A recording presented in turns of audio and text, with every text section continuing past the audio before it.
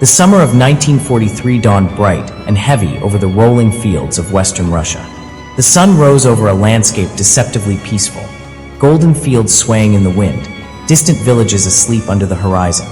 But beneath this calm lay a colossal buildup of men, metal, and willpower. The war on the Eastern Front had reached a critical juncture. After the catastrophe at Stalingrad, where an entire German army had been annihilated, the Wehrmacht's aura of invincibility had shattered. Hitler, humiliated but unyielding, sought a single, decisive victory that could reverse his fortunes. His gaze fell upon a bulge in the Soviet lines around the city of Kursk, an 80-mile deep salient formed after the Soviet winter offensives. To him, it appeared a perfect opportunity for encirclement, destruction, and redemption. This was the genesis of Operation Citadel, the last great German offensive on the Eastern Front. From the north, General Walter Model's Ninth Army would strike south from Orel. From the south, Field Marshal Erich von Manstein's Army Group South, with Hermann Hoth's 4th Panzer Army and Paul Hauser's elite SS Panzer Corps, would thrust north from Belgorod. The jaws of this massive pincer would meet near Kursk, trapping hundreds of thousands of Red Army soldiers. Hitler believed the new generation of tanks, the Panther, the Tiger, and the Ferdinand, would crush Soviet armor in open battle. These machines were marvels of engineering, combining thick armor with deadly guns, symbols of German precision and technological dominance. Yet, they were also rushed into service, plagued with mechanical faults and logistical nightmares. Many would break down before even reaching the front. While the Germans prepared for their grand strike, their enemy was watching closely.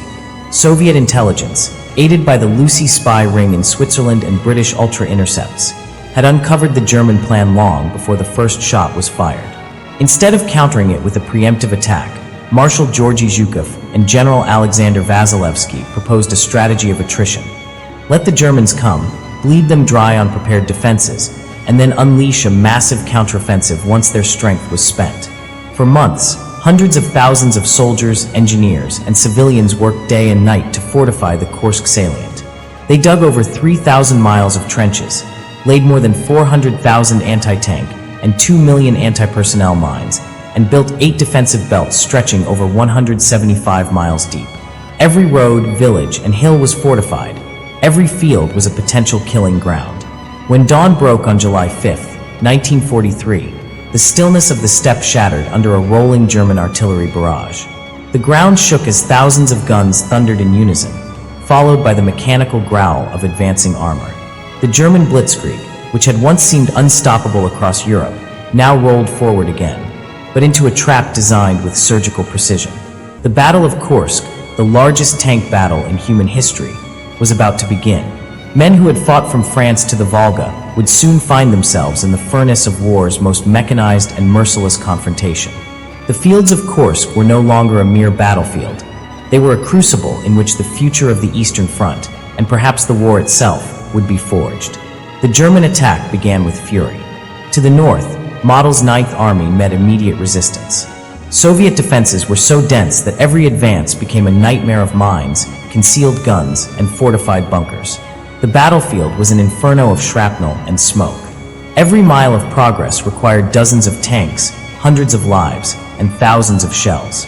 German engineers, crawling under fire, tried to clear paths through minefields, while Soviet artillery zeroed in on every sound of clanking tracks.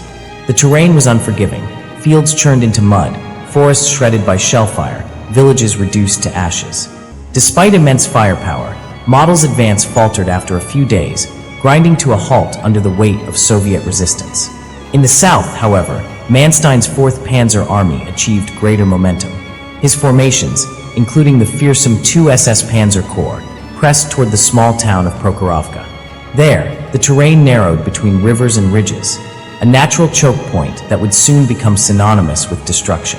The German spearheads advanced methodically, blasting Soviet positions with air and artillery support, forcing the Red Army to fall back in bloody, chaotic fighting. Hitler watched from his headquarters, convinced that the long-awaited breakthrough was imminent. But what he could not see from afar was that his panzers were being drawn deliberately into the jaws of a Soviet countertrap. On July 12, 1943, at first light, the steppe around Prokhorovka erupted into chaos. General Pavel Rotmistrov's 5th Guards Tank Army launched a full-scale counterattack against Hauser's SS Panzer Corps. Over 600 Soviet tanks, mostly T-34s and T-70s, surged forward through the morning mist, engines roaring, dust billowing behind them.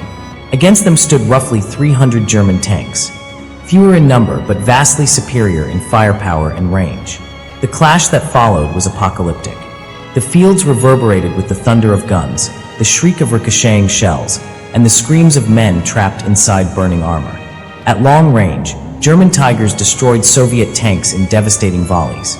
Yet the Soviets charged ahead relentlessly, closing the gap to neutralize the advantage. Tank met tank at distances so close that the combatants could see each other's faces through the smoke.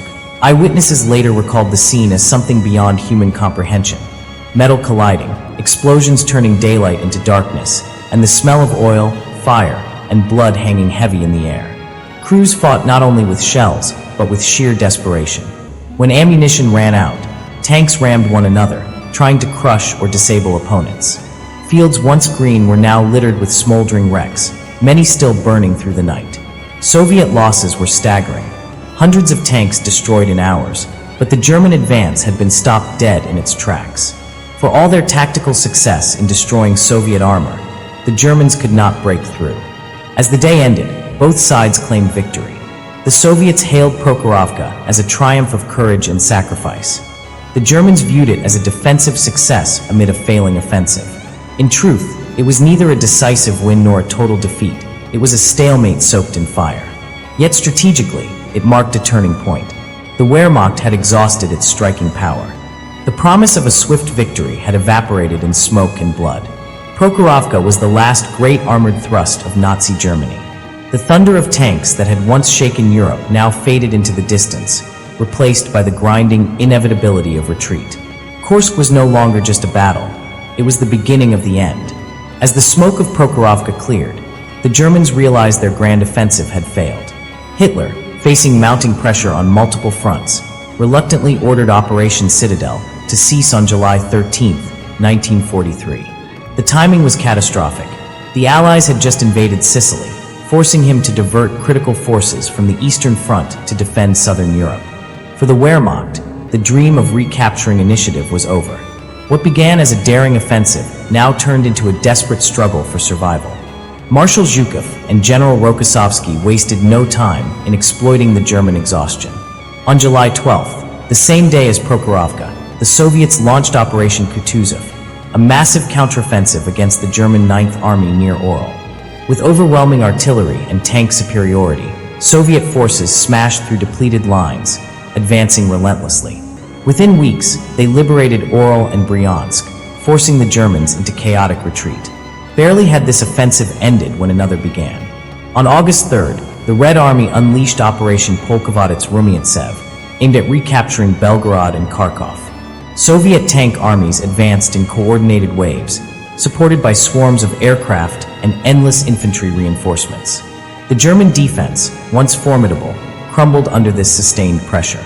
By August 23rd, Kharkov, fought over 4 times, finally fell for the last time. The southern front of the Wehrmacht collapsed, opening the gateway to Ukraine. For the Soviet Union, Kursk represented more than a victory. It was proof of transformation. 2 years earlier, the Red Army had been disorganized, poorly equipped, and retreating. Now it was a mechanized colossus, mastering the art of combined arms warfare. Soviet industry, relocated deep into the Urals, produced tanks, aircraft, and guns faster than Germany could destroy them. For every Tiger lost, the Soviets built 10 T-34s. For every soldier fallen, another took his place. The Soviet war machine had become inexhaustible. Kursk demonstrated that modern warfare was no longer about blitzkrieg. It was about endurance, logistics, and mass production. The consequences of Kursk were far-reaching. Germany lost nearly 200,000 men, thousands of tanks and aircraft, and most critically, its strategic initiative on the Eastern Front. From this point onward, Hitler's armies would never again launch a major offensive in the East.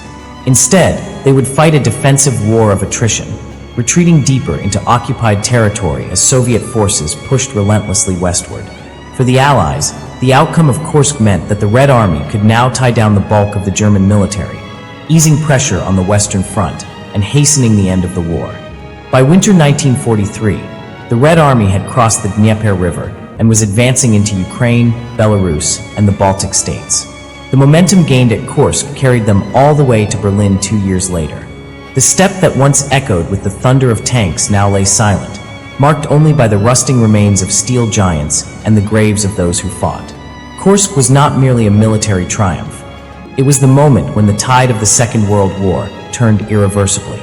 It shattered the myth of German invincibility and heralded the rise of Soviet dominance. The Battle of Kursk remains a monumental testament to human resilience, sacrifice, and the relentless march of history. A clash where courage met calculation, and the future of a continent was decided in fire.